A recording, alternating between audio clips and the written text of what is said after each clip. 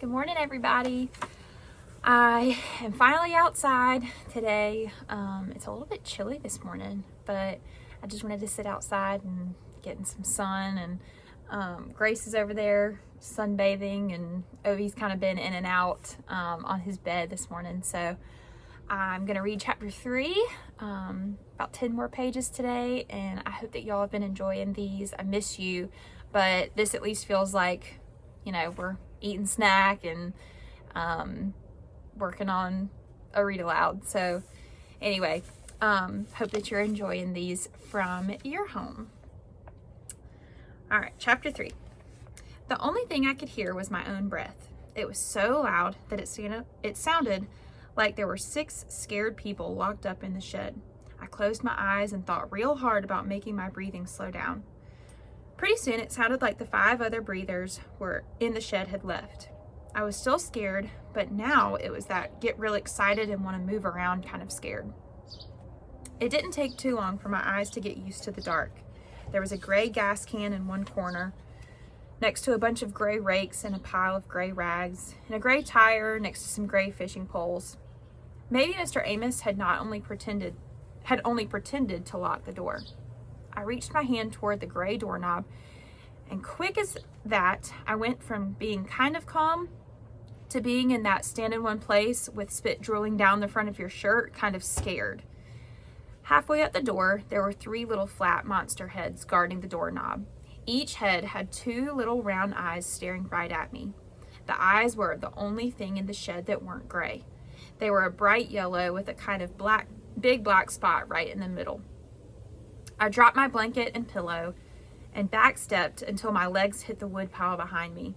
From all the fast breathing going on, you'd have thought the 5 other scared people had come back and brought a couple of scared friends with them. Each head had a wide open mouth with a sharp set of pointy teeth and lips smiling back, ready to bite. It felt like the shed was getting smaller and smaller, and the little mouths were getting closer and closer. Then I knew what I was looking at. The doorknob guards were 3 dried out fish heads that someone had nailed to the door. I ran over to the pile of rags and poked at one of them with my shoe to make sure there weren't any rats or centipedes hiding under it. Then I picked it up, hung it over the fish heads so that I couldn't see them and they couldn't see me. I picked up my blanket and pillow and decided what was the best way to sleep. I knew the floor was no good. I'd have bet all sort of bugs and roaches were crawling around. After about 15 minutes of bugs, I remember what happened to my first best friend, Bugs, when a cockroach crawled in his ear one night at the home. 4 grown folks had held Bugs down while they tried to pull it out with a pair of tweezers, but the only thing that did was pull the roach's back legs off. When they were digging around in Bug's ear with the tweezers, you'd have thought they were pulling his legs off, not some cockroaches. I had never heard a kid scream that loud. That's disgusting. About 15 minutes of Bugs screaming the joint down, they said they were going to have to take him to the emergency room to get the roach out. It was almost morning when Bugs got back. Everyone was asleep except me. I waited until they put him in his bed and turned off the lights. I said, did they get it out? He said, oh, hi, bud. Yeah, they got him. Did it hurt a lot? Nope. Were you scared? Nope. Then how come you were screaming so doggone loud? He said, I didn't know I was. You probably couldn't hear me screaming. I probably couldn't hear me screaming because that roach was so loud. I'd seen lots of roaches, but I'd never heard one of them make any sounds. I said, loud how? Well, Bugs ain't so different from us as you'd think.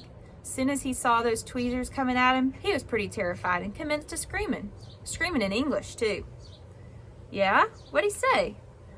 All he kept yelling was, my legs, my legs! Why have they done this to my legs? That's the true story about Bugs started getting called Bugs.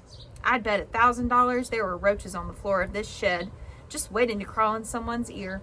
And I bet those Amoses wouldn't have even tried to pull the roach out. And who knows how long I'd have to sit and listen to some terrified roach screaming his head off right up against my eardrum. I spread the blanket on top of the woodpile and climbed up on it. This put me so I was even with the window. I took a piece of bark and brushed all the spider webs from the front of the window, and then put my hand on the glass to see if the newspaper was pasted on from the inside or the outside. I touched paper. I spread my fingers, and my hand looked like a yellow jacket bumblebee, bright yellow with black stripes. This was a great place to have shadow puppets, so I made my hand be a wolf and a dog and a duck. After a while, that got to be pretty boring, so I scraped at the paper with my fingernails so I could see outside. But I like to keep my fingernails bit down real low, and the paper didn't budge. I took out my jackknife and tried scraping the newspaper with it.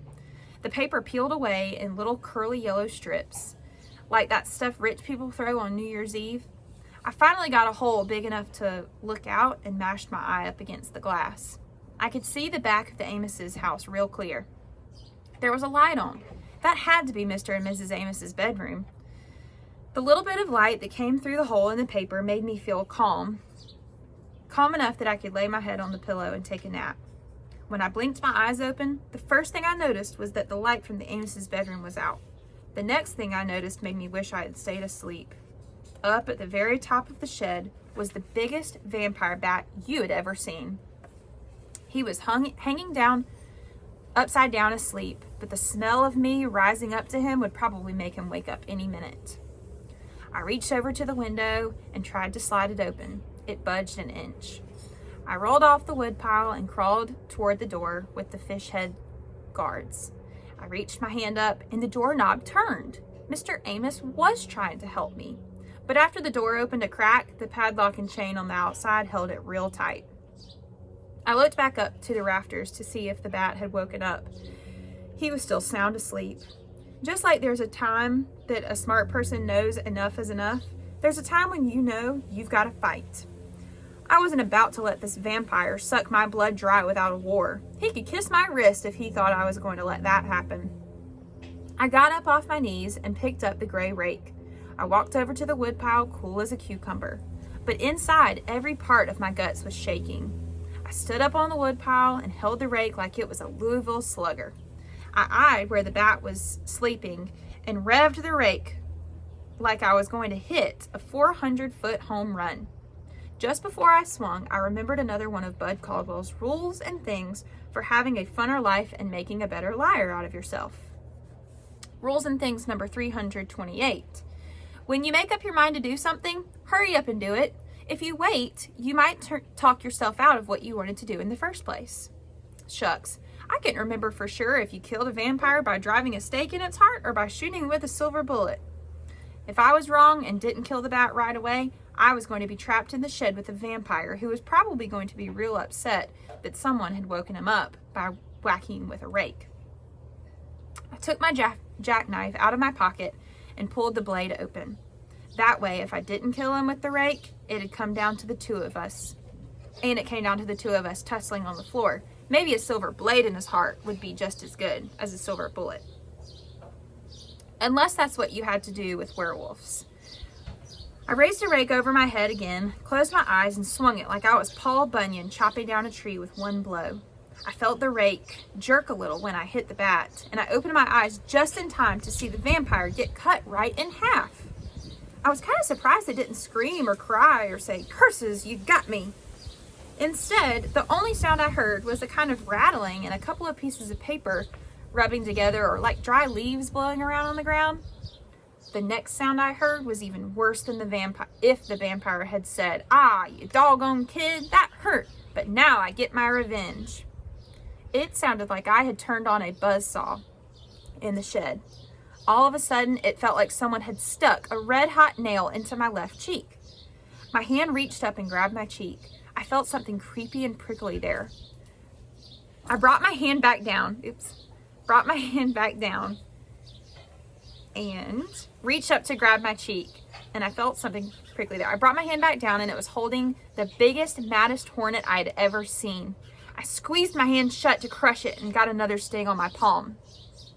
What I had thought was a vampire bat hanging in the ceiling was really a hornet's nest, and now there were about 6,000 hornets flying around in the tiny shed, and each and every one of them was looking for me. Another fire nail went into my knee, and a second one went into my sock. Maybe this was why the other kid said Maybe this was why the other kid that they had found here had been as big as a whale. He was swollen up from all the hornet stings. I dropped my shoulder down and charged at the door with all my might. The door banged against the lock, but it didn't budge an inch. All that happened was the rag I'd covered the fish heads with came off, and I got bounced back and landed square on the floor. I jumped up again. This time I charged the door. When I charged the door, I put my hand out like Paul Robinson running down the football field. This wasn't a real good idea. I forgot all about the fish head door guards. My fingers went right into the mouths of the biggest one, and his little teeth cut me like a razor.